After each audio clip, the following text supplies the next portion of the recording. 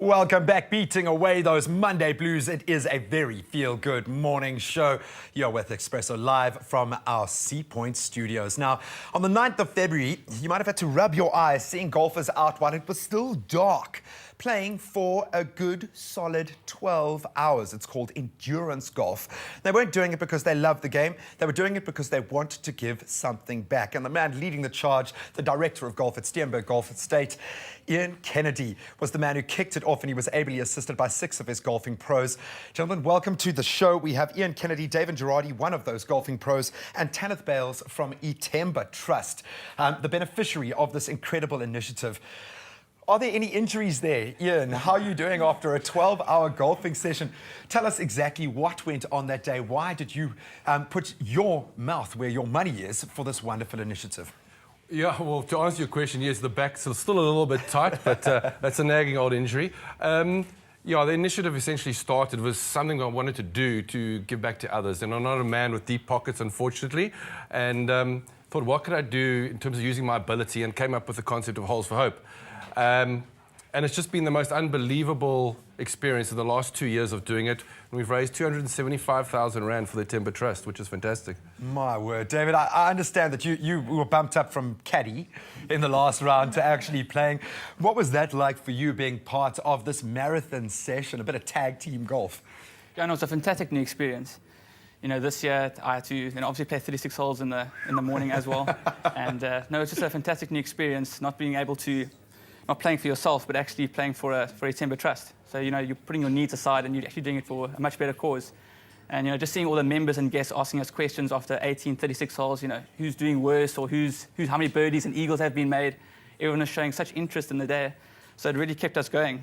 And the energy levels from all of us were on a high all day, and we're really just supporting each other and playing as many holes as we could. It's teamwork, and that's something that doesn't often come into the game of golf, but it's also a great, authentic way of getting that message out there. It's not just screaming the message, but actually bringing people into your world, showing them a way that, using the tools that you guys have, that you can make a very big difference. Yeah, absolutely. Tanith, I noticed that you are beaming from ear to ear. Now, I'm assuming you didn't have to take part in the golf itself, but I'm guessing you were there with the golfers in spirit. What a great initiative, and obviously 270,000 Rand. What an unbelievable message to send to South Africa. That's unbelievable. I wasn't there I certainly wasn't there at 6 o'clock in the morning, but I got there around lunchtime, and it was amazing to see what these guys are doing. You know, they actually played through the rain that day, and for us it's just phenomenal, and it's such a privilege that we are the beneficiaries of such an incredible sporting feat. Tell us a little bit about the trust. What exactly do you guys do? Where is the funding going to go? Well, we started our trust about 3 years ago. Some friends and myself started, and we just became aware of a very serious and dire situation involving a little girl who was severely abused and neglected, and we felt compelled to get involved and to help her specifically. And then also we wanted to just help other children who were in similar or the same situations. So we started this trust and to help abused and abandoned babies and children. And then just over a year ago, we met a phenomenal woman called Kerry Moller, and she helped start Bulelani Creche, which cares for over 80 children in the Delft area. And they not only care for them, they also educate these children, which is key. Education is the future. So that's what we basically are doing with the money. The money is that we've raised, fortunately, through these incredible guys here. It's going directly towards growing Bulelani, putting in more classrooms, helping more children in those areas. We've spent a lot of time working in Delft area ourselves, and we can understand that need. Let's get a bit of background now. Take our viewers inside this story. It looked like an amazing day, but also an incredible, incredible achievement. Let's take a look. I'm here at the beautiful and prestigious Steenberg Golf Estate, where we're supporting the Holes for Hope Charity Golf Day.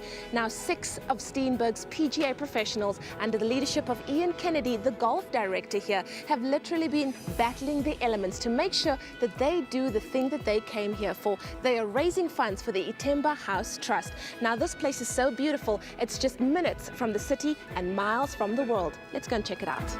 If Ian and his team look rushed, it's because Holes for Hope is a 12-hour golf marathon. Between them, they have to complete 247 holes in relay format, weaving through the regular Saturday crowd. Ian and David, very, very well done. You guys started teeing off at 6 o'clock already, and you had quite a lot of challenges with the weather, especially with the rain coming down in its torrents. But what's the day been like for you? When I went out there, the rain was quite a problem from the word go. And yeah, just keeping the clubs dry and with the caddy that's caddying for me as well.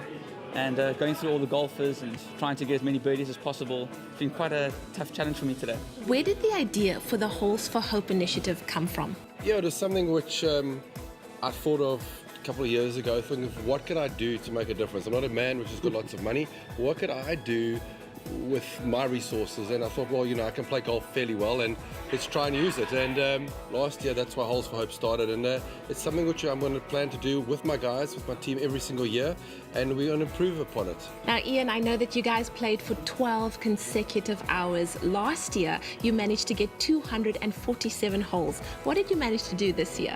Today we did 313 holes. It was unbelievable. The guys were just incredible. I couldn't be more proud of my staff.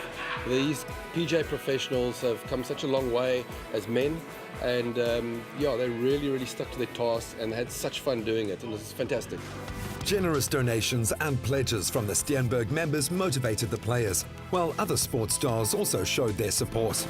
Graham Smith, so awesome to bump into you here at Steenberg Golf Estate. It's been a wonderful year for you, and here you are supporting the Holes for Hope initiative. How's the day been like for you so far? Yeah, it's been a good day. It was a little bit wet this morning, but we pushed through. We only played 18 holes, but the guys who have been involved sort of raising the money have done an incredible job in the rain. You know? How important is it, do you think, for South Africans to take an active role in making a difference in the lives of others? Yeah, it's so important. You know, there's so many different charities that are taking place at the moment. As people, you know, that responsibility falls with us also. You know, and I personally have a big sort of belief in creating leadership in communities. You know, helping men especially to take more responsibility in their communities. And you know, days like today, where guys make a big effort to really put in a lot of time and energy into raising money for a good cause is important, and all South Africans, you know, have a role to play. Steenberg Golf Club is known for its generous fundraising initiatives. This project is in support of Ithemba Trust that assists Bulelani Daycare Centre. Ithemba means hope in Xhosa and Zulu, and the organization is the brainchild of a few dedicated individuals on a mission to help young children. So wonderful to see both of you ladies here today. Kerry, tell me a little bit more about Bulelani and how you came to be involved. I first met Maria about 5 years ago when I was looking for a project. I knew I wanted to do something with small children, and I found this incredible woman who'd taken in children off the streets, children who were left on their own while their mothers went to work.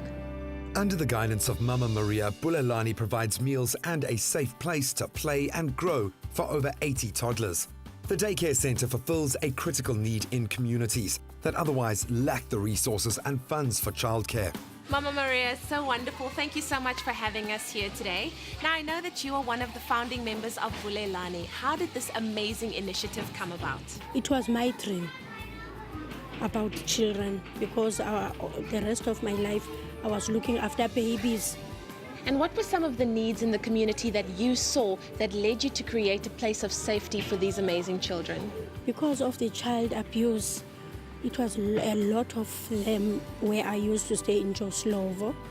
The children, they were playing unattended there by the toilets, so I've decided to collect them and tell my neighbors that I'm going to open a daycare center. I have 35 children there in Joslovo. I respect Ithemba for what they have done to us in Bulelani. You've seen Bulelani, it's an incredible place, but what we'd like to do is we'd like to grow it even further. So ideally we'd like to buy at least one more container, if not two. A 12-foot container can school about 60 children. And if you have a look around this playground, I'd love to green the playground for kids to come and play and have fun outside.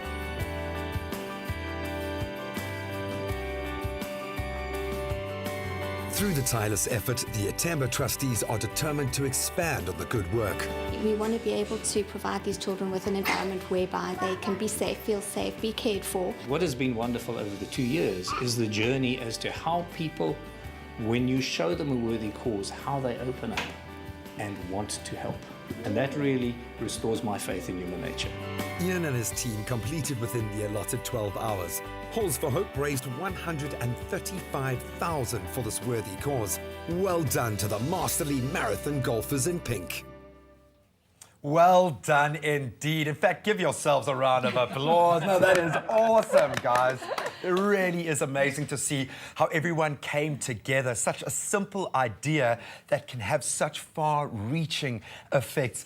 Tanith, what does it make you feel like to see this all come together, to see the work that you are also very heavily involved in? You know, the one day of fundraising is amazing, but this is something that you do every day. What does it make you feel like to see it on screen? Well, for us, I mean, as you can see, I'm beaming from ear to ear. So for us, I cannot thank Ian and the guys from Steenberg and all the members who donated so generously to make it, you know, just a reality for all of us.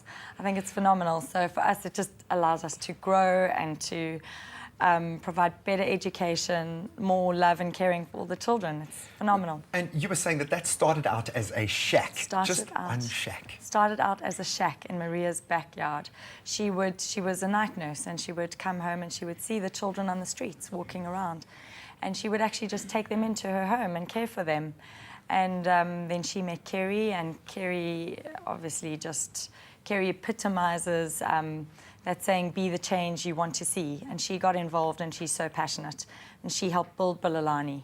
And you can see what it is today. I mean, it's caring for over 80 children. It's phenomenal. It's absolutely incredible. You can also see the effect it's having on Steenberg. And I would imagine you must feel like a proud father now with the amount of success that has happened there. What's next, Ian? Where would you like to take this? Well, next year we've got even better Holes for Hope planned. We've challenged a golf club in Pretoria to try and beat us on the same day at the same time, 12 hours each, see who can play the most holes, make the most birdies and raise the most money. And it's going to be a lot of fun. So if the guys in Pretoria are watching, they can expect a good, fair challenge. Just to give them a taste, how many balls did you lose on the day, David? I lost count, but we'll keep that aside. How many holes in total did you finish, did you think? 36 holes. 36. On mine, yeah. Yo.